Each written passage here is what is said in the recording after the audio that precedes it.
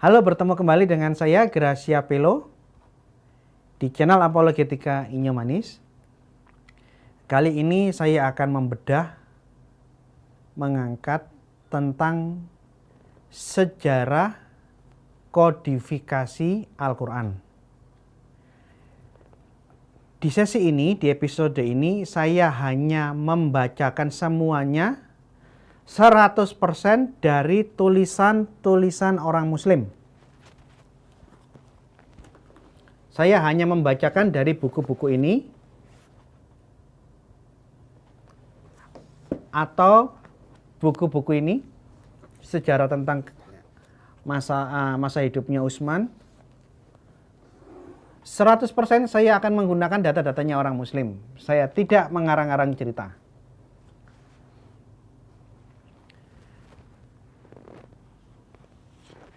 Para kawan-kawan orang Muslim menanggapi tulisan postingan saya yang kemarin bahwa Quran itu memang ada banyak bacaan. Ya, benar.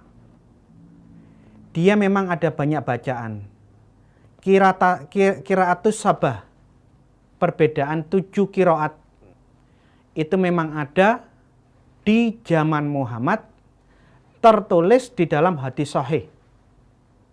Dan Muhammad kala itu mengizinkan, membiarkan, dan menoleransi perbedaan-perbedaan yang ada. Yang menarik, selama Muhammad masih hidup, Quran belum dikumpulkan menjadi satu bundle. Belum dikodifikasi menjadi Quran yang seperti sekarang. Jadi Quran yang diterima Muhammad, yang katanya dia mendapat wahyu, disampaikan secara lisan, disalin di media seadanya, di kulit onta, pelepah korma, tulang belikat onta, di bahan-bahan yang ada seadanya. Sebagian dihafal dalam ingatan para sahabat. Belum ada susunan Quran dalam satu bundle. Setelah Muhammad meninggal, di dalam sejarahnya Muslim dicatat banyak orang-orang yang menjadi Muslim akhirnya kembali murtad. Dan Khalifah pertama Abu Bakar Siddiq memutuskan semua orang Muslim yang kembali ke agama yang lama, yang keluar dari Islam harus diperangi. Maka terjadilah yang namanya Perang Yamamah.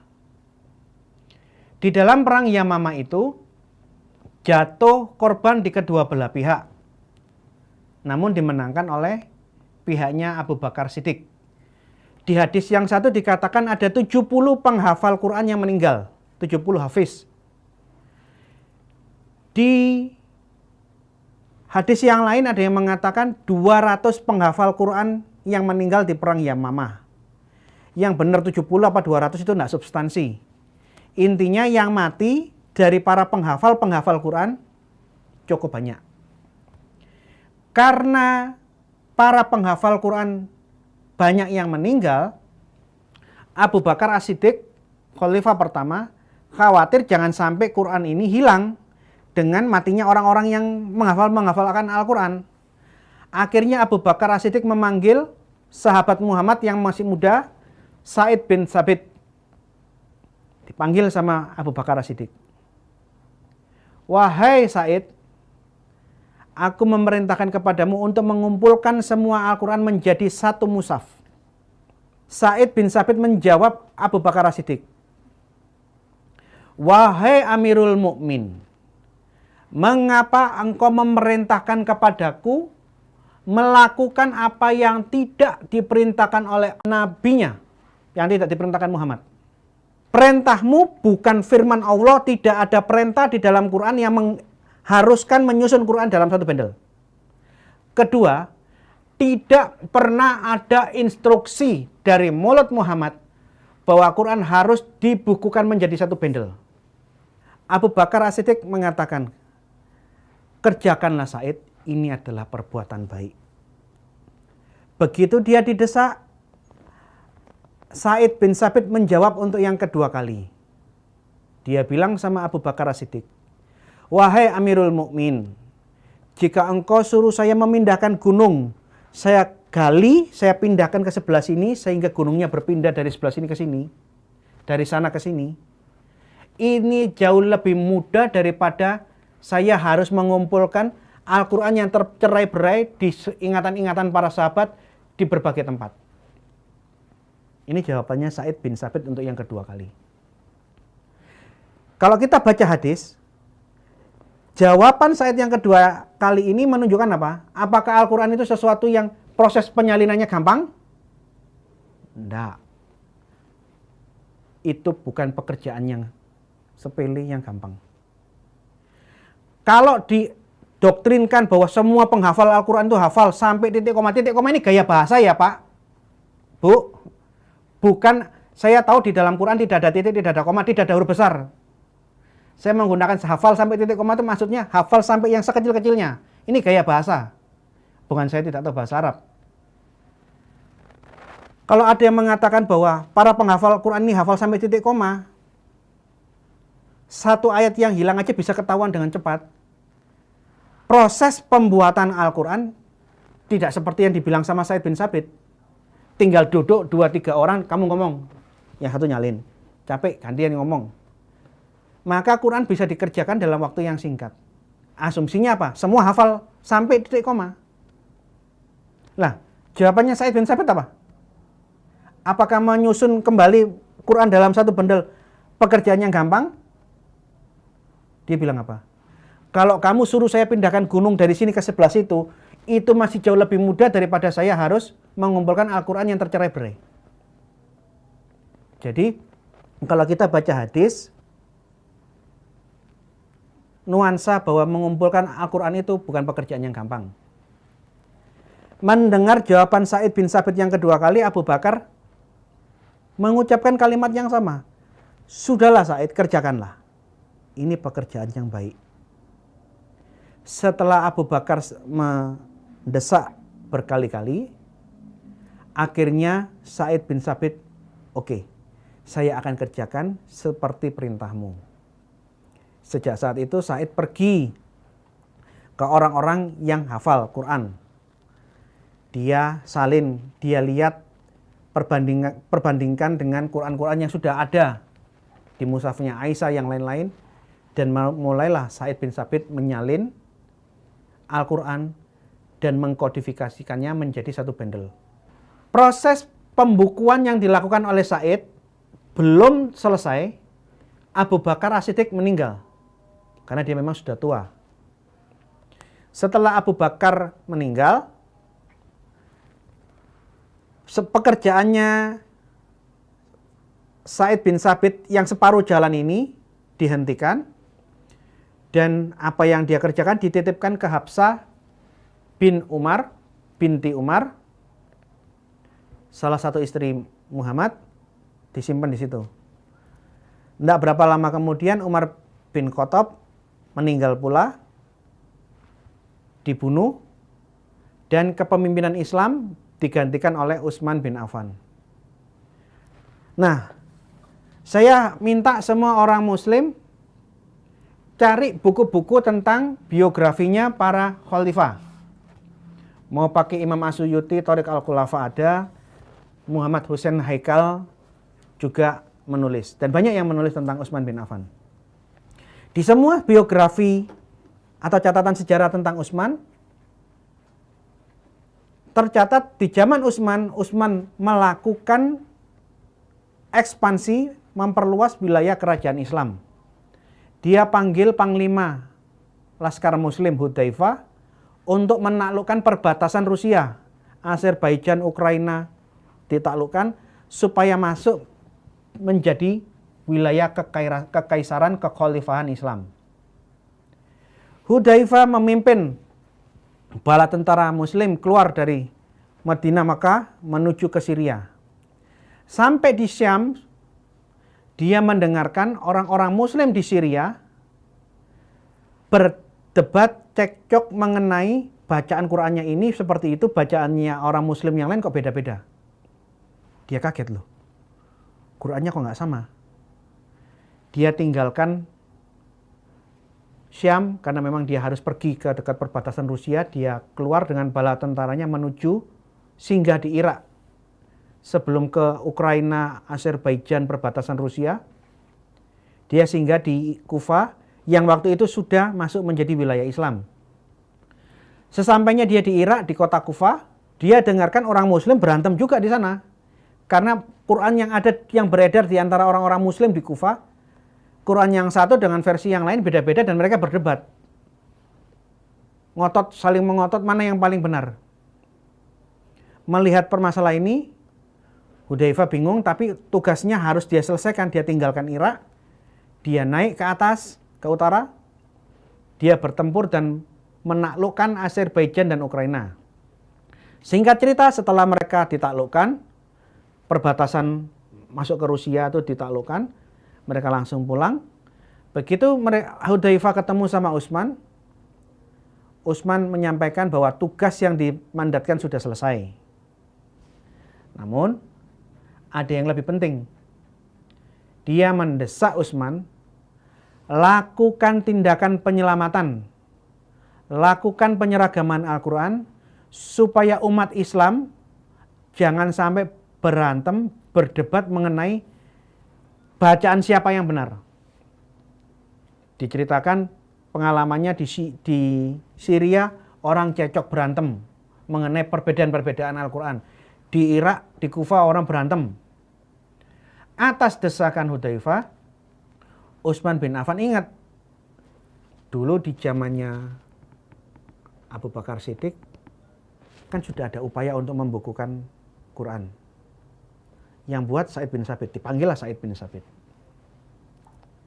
Pada waktu Sa'id bin Tsabit dipanggil, diperintahkan untuk menuntaskan apa yang dulu sudah dikerjakan.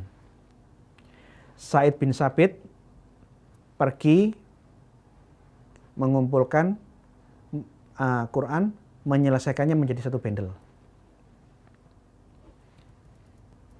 Dia ke Hafsah, dia pinjam mushafnya Hafsah, dia ke orang-orang yang lain. Singkat cerita, tersusunlah Al-Quran dengan tartib seperti yang ada sekarang, dari surah Al-Fatihah, Al-Baqarah, seterusnya sampai surah An-Nas. Namun, begitu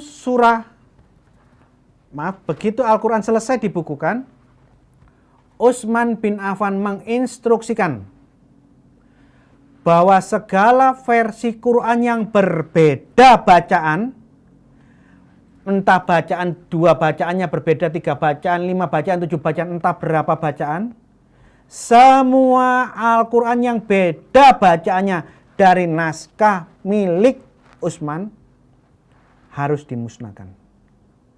Disobek-sobek, dibakar, disirnakan. Tidak boleh dipakai. Coba kita lihat apa yang dicatat oleh Mana Khalil Katan. Ini buku yang bagus untuk dibeli. Dari isi buku ini saya menduga dia kelompok Salafi. Karena di dalam tulisannya dia mengatakan, tolong diperbesar sini.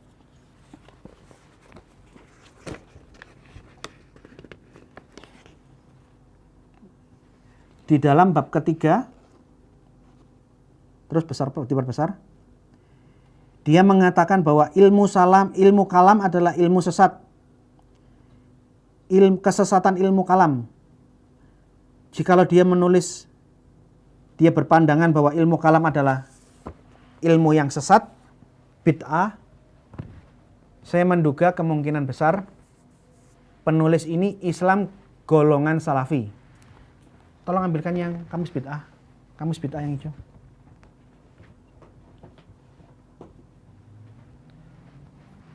Ini kamus bid'ah, kamus tentang aliran-aliran sesat dalam Islam yang nulis Syekh Albani. Syekh Albani adalah ulama kaum Salafi. Syekh Albani penulis kamus bid'ah ini. Di dalam bukunya dia sebutkan Asy'ariyah, Maturidiyah, ulama-ulama yang mengajarkan ilmu kalam dikatakan bid'ah. Ini fitnah terbesar di dalam dunia Islam adalah ilmu kalam. Jadi, baca baik-baik. Termasuk Maturidiyah, golongan Maturidi, dikategorikan oleh Syekh Albani sebagai bid'ah, ajaran sesat, heresi. Oleh karena itu saya menduga penulis buku ini juga kelompok Salafi. Kita perhatikan apa yang ditulis kelompok Salafi. Di halaman 193. Saya bacakan ya, nanti akan keluar tulisannya ya. Saya bacakan. Bersatulah wahai sahabat-sahabat Muhammad, dan tulislah untuk semua orang satu imam, yaitu mushaf Quran sebagai pedoman. Kemudian ia memerintahkan membakar semua bentuk lembaran atau mushaf yang selain itu. Umat pun menerima perintah dengan patuh, sedang qiraat dengan 6 huruf lainnya ditinggalkan. Qiraatus sabah hanya ada di zaman Muhammad, di zaman Utsman. Semua qiraat yang berbeda dibakar, dimusnahkan, ditinggalkan. Saya ulangi. Sedang qiraat dengan 6 huruf lainnya ditinggalkan. Keputusan ini tidak salah, sebab qiraat dengan 7 huruf itu tidak wajib, kata Muhammad Khalil Katan. Seandainya Rasulullah mewajibkan qiraat dengan 7 huruf itu semua, tentu setiap huruf harus disampaikan secara mutawatir sehingga menjadi hujah. Tetapi mereka tidak melakukannya. Ini menunjukkan bahwa qiraat dengan 7 huruf itu termasuk dalam kategori keringanan. Tolong di zoom bagian ini.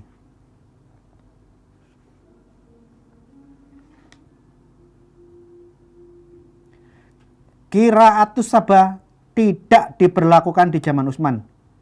Hanya boleh ada 1 bacaan. 6 bacaan lainnya yang berbeda, yang dulu ditoleransi, tidak ditoleransi. Bacaan yang berbeda dirampas, disobek, dibakar. Ia menyatukan umat Islam dalam 1 mushaf, 1 huruf, sedang mushaf yang lain disobek. Nah, halaman 193. Ia memerintahkan dengan tegas agar setiap orang yang mempunyai mushaf yang berlainan dengan mushaf yang disepakati itu membakar mushaf tersebut. Mushaf yang berbeda dari milik Utsman harus dibakar, dimusnahkan. Umat pun mendukungnya dengan taat dan mereka melihat bahwa dengan begitu Utsman telah bertindak sesuai dengan petunjuk dan sangat bijaksana. Maka umat meninggalkan qiraat dengan 6 huruf lainnya sesuai dengan permintaan pemimpin yang adil itu sebagai bukti ketaatan umat kepadanya dan karena pertimbangan demi kebaikan mereka dan generasi sesudahnya. Dengan demikian segala qiraat yang lain sudah dimusnahkan dan bekas-bekasnya juga sudah tidak ada. Dimusnahkan. Jadi kalau sampai ada yang mengatakan qiraatus sabah terus diberlakukan di zaman Utsman, diberlakukan di zaman sekarang, saya katakan itu tidak sesuai sejarah. Utsman berusaha menyatukan bacaan dengan konsekuensi bacanya berbeda, dimusnahkan, tapi usahanya gagal. Kalau yang ditulis sama mana Khalil Katan Anda tidak percaya karena ini golongan yang anti ilmu kalam, anti asyariah, golongan asyariah, golongan Maturidiyah dia tolak, mengatakan ilmu kalam sesat. Kita buka tulisan buku ini ya. Rekonstruksi sejarah Al-Quran. Tulisannya Taufik Adnan Amal. Kata pengantarnya Profesor Quraisy Shihab. Dari nama-nama penulis, saya menduga dia golongan Sunni, dia Nahdlatul Ulama. Kita lihat apa yang ditulis oleh orang-orang Sunni dari Taufik Adnan Amal.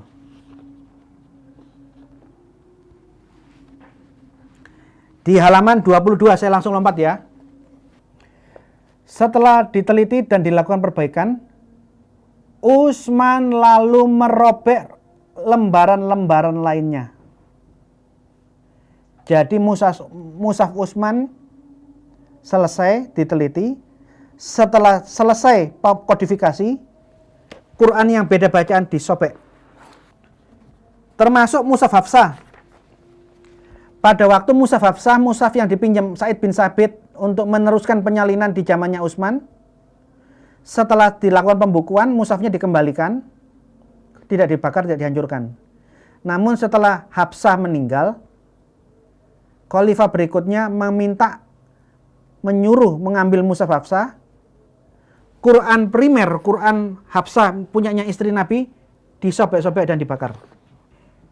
Jadi ada upaya penghilangan barang bukti.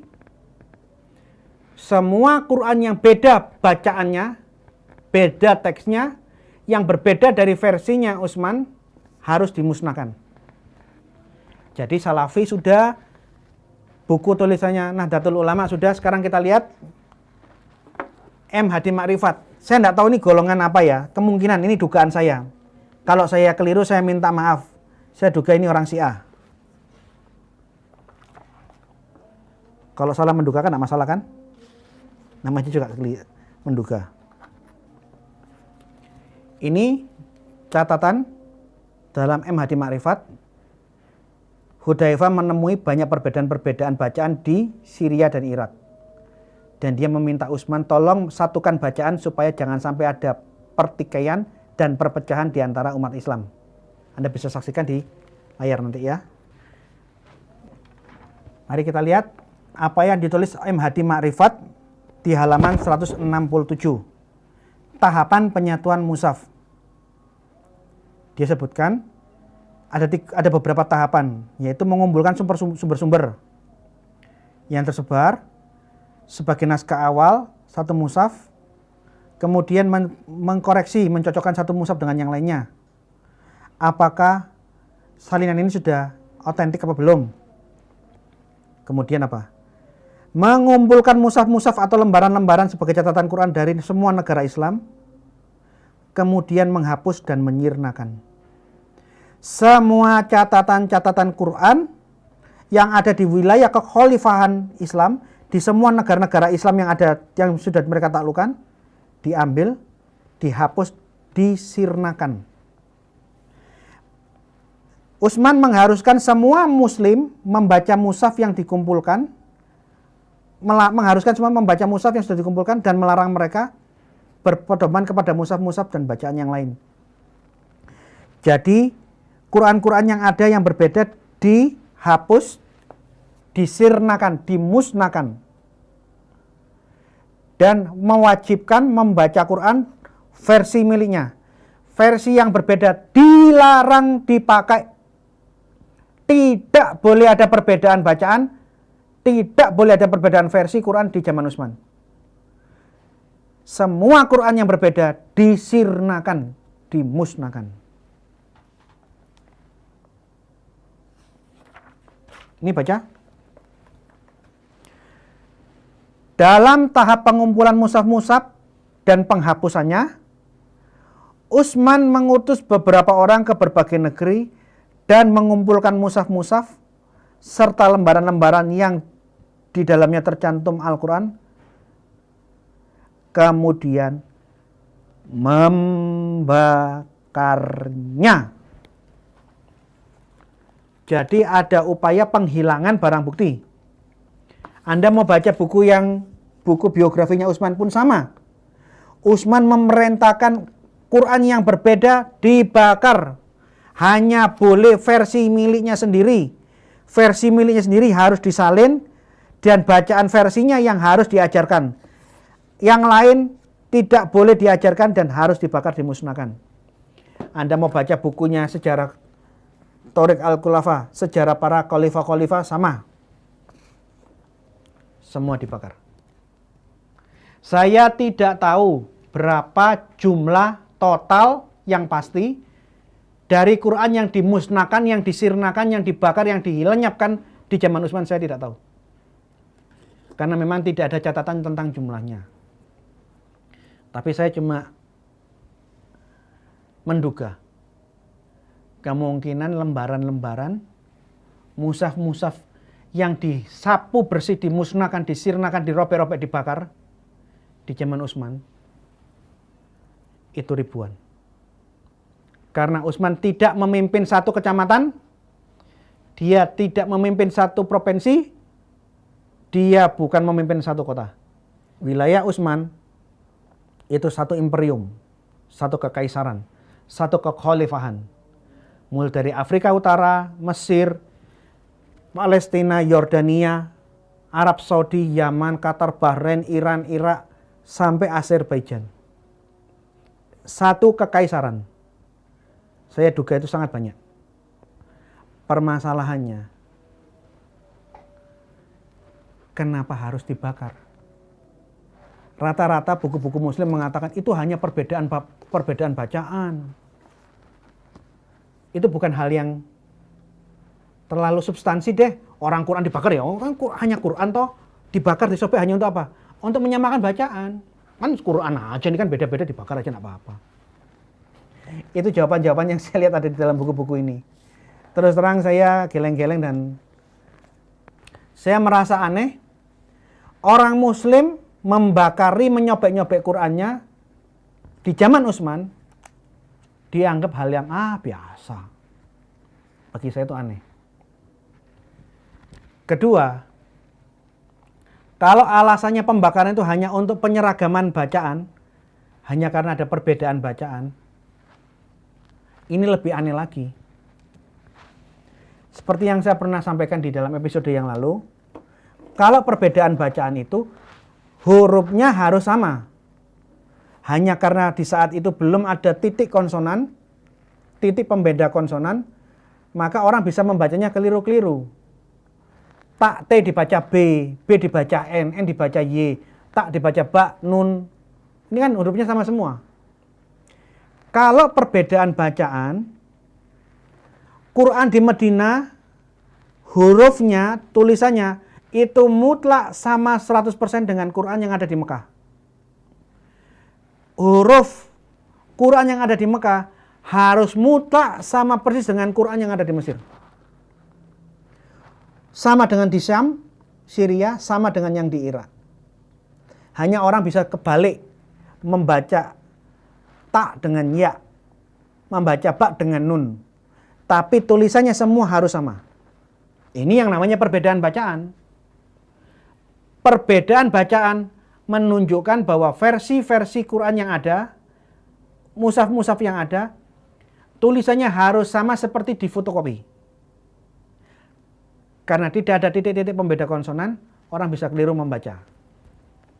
Nah, kalau sudah sama seperti di fotokopi, hurufnya sama persis, sama detailnya sama, hanya salah baca. Orang yang sini bacanya ya, sini bacanya tak, sini bacanya ba, ini bacanya nun. Yang salah kan yang baca, mulutnya yang baca yang keliru. Lah untuk apa Quran-Quran yang sudah sama 100% tulisannya disobek-sobek, dibakar, dimusnahkan, disirnakan? Untuk apa?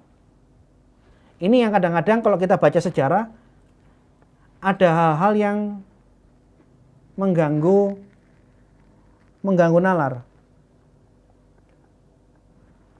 Saya duga, ini dugaan, perbedaan yang ada itu tidak sesederhana perbedaan hanya sekedar perbedaan bacaan.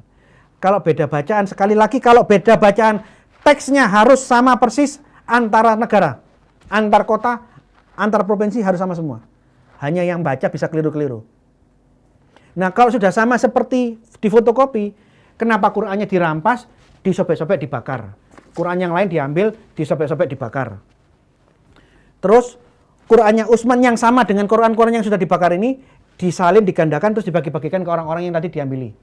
Kamu kemarin Quranmu saya sobek kan, saya hancurkan kan, saya bakar kan? Nih, saya salin, saya kasihkan ke kamu. Ya orang kan jadi aneh. Yang kamu bakar itu sama dengan yang kamu tulis, hanya bacaannya beda. Lah kenapa ini yang sama dengan yang ini tulisannya, kamu sobek-sobek, kamu bakarin? Ini kadang-kadang sesuatu yang menggelikan. Tapi terserahlah orang Muslim menganggap pembakaran, penyobek-nyobekan Quran, pemusnahan Quran seperti yang ditulis dalam buku-buku ini adalah hal yang baik apa tidak, ini urusannya Muslim, saya tidak mau ikut campur. Saya hanya membacakan sejarah yang ada. Yang seperti ini tidak pernah terjadi di dalam Kristen. Kristen menyimpan, mempertahankan Alkitabnya dengan cara apapun. Dirampasi tentara Roma kafir, yang lain menyalin. Dan jumlah salinan Alkitab saat ini, salinan yang versi Yunani aja, versi asli, itu lebih dari 5.600 manuskrip yang sudah ditemukan dan diberi katalog. Manuskrip Perjanjian Baru versi Latin pecah rekor, ini 10.000 lebih yang sudah terdokumentasikan, terkatalogkan. Kita punya dokumen manuskrip Alkitab kuno ribuan. Islam bagaimana? Mana Quran yang asli yang kalian miliki? Tidak ada. Kalau ada yang mengatakan Quran yang asli masih ada, bohong. Semua sejarah yang sudah saya bacakan membuktikan Quran yang asli. Mana sekarang yang ditulis di dalam lembaran-lembaran kulit binatang? Yang ditulis di dalam pelepah kurma? Yang tulis di tulang belikat unta, mana? Tidak ada. Yang ada yang dimiliki orang Muslim adalah salinan. Dan salinan-salinan yang kuno jumlahnya tidak lebih dari 10 jari saya. Yang di British Museum Inggris itu cuma 2 lembar. Quran yang disimpan di British Museum Inggris itu cuma 2 lembar. Ada mushaf yang ditemukan di Topkapi. Topkapi itu di Turki. Yang ditemukan di Samarkand.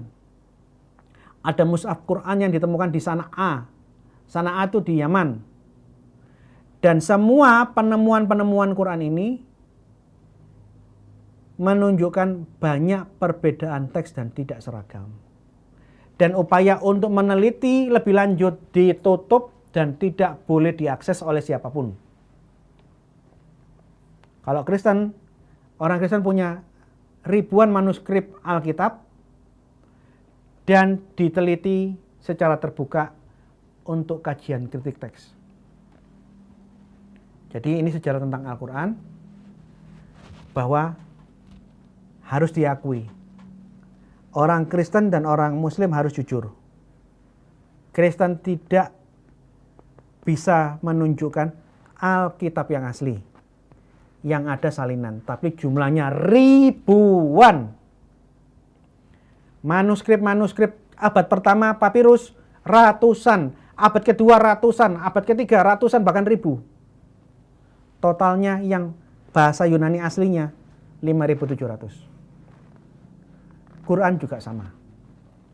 Islam tidak punya Al-Quran yang asli, yang ditulis di samping Muhammad, yang ditulis di pelepah korma, kulit-kulit binatang, tidak ada. Mushaf-mushaf milik sahabat dihancurkan semuanya, dirampas, disobek-sobek, dibakar, dimusnahkan. Namun pemusnahan ini tidak terjadi 100%. Di dalam catatan sejarah, mushaf-mushaf yang berbeda dari mushaf Utsman itu masih tersimpan. Bahkan Imam Abu Dawud di dalam kitab Al-Masahif, ini kitabnya, masih memiliki beberapa dokumen Quran versi punyanya sahabat-sahabat yang berbeda dengan versinya Utsman. Dan Abu Dawud, salah satu penulis periwayat hadis Sunan Abu Dawud, mendata. Ini. Dia data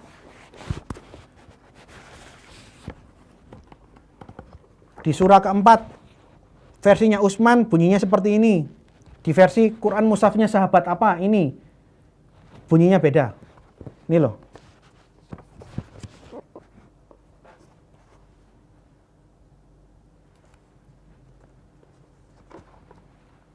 Ini.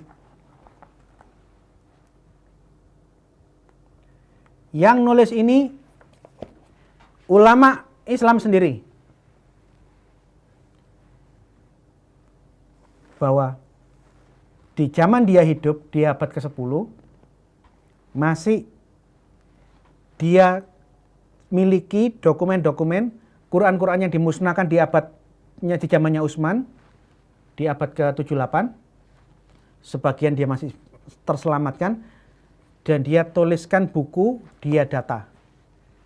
Versi Utsman dibandingkan dengan versi mushafnya Ibnu Mas'ud ada perbedaan-perbedaan. Mushaf Utsman dengan mushafnya Ubay bin Ka'ab ini perbedaannya di sini, dia data. Mushafnya Utsman dengan mushafnya Ibnu Zubair dengan berbagai mushaf yang lain yang di zaman sahabat-sahabat Muhammad, dia data jumlahnya ribuan perbedaan. Dan untuk ini akan ada sesi khusus setelah ini. Saya akan bahas khusus perbedaan-perbedaan Al-Quran di zaman pra-Utsman. Nah, demikian saya menyampaikan sesi ini. Jadi, urutan-urutan Quran yang ada, yang kita lihat di dalam Quran zaman sekarang, itu baru dibuat oleh Utsman bin Affan. Urutan-urutan Quran belum ditertibkan di zamannya Muhammad, tidak ada urutannya. Tidak ada hadis yang mengatakan susunan Quran itu harus ini, tidak ada. Tidak ada perintah dari Muhammad harus menyusun dari satu bendel. Jadi Quran yang ada sekarang yang dipakai semua orang Muslim, itu inisiatifnya bukan dari Muhammad dan dari Allah, tapi dari Abu Bakar yang disempurnakan, dituntaskan oleh Utsman. Ya. Kedua, mushaf sebelum Utsman itu berbeda.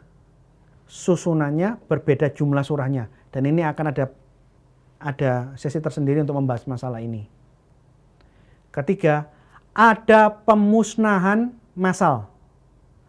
Setelah Utsman melakukan kodifikasi, semua Quran yang berbeda dari versinya dirampas, dia bakar, dia sobek-sobek. Sekalipun demikian masih ada yang bisa diselamatkan sampai abad ke-10 dan Abu Daud membukukannya. Perbedaannya ini dengan itu apa, dicatat semua.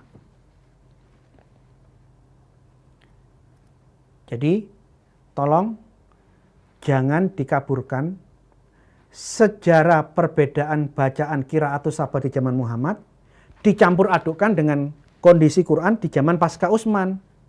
Karena di zaman Muhammad perbedaan bacaan diizinkan, dibiarkan. Tadi kita baca bukunya Khalil Katan. Di zaman Utsman 6 bacaan lainnya yang berbeda, dulu ada 7 bacaan, 6 bacaan lainnya yang berbeda disobek-sobek, dimusnahkan, dilarang. Kita harus jujur dengan sejarah. Artinya apa?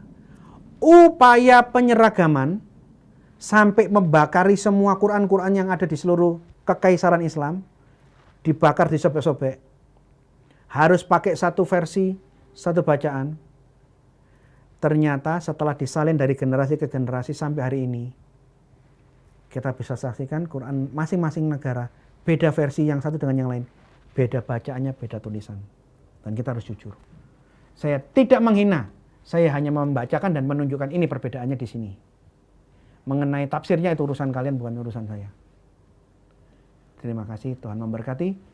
Ayo berapologetika dan ikuti terus channel Inyo Manis, channel Apologetika Gracia Pilo. Terima kasih.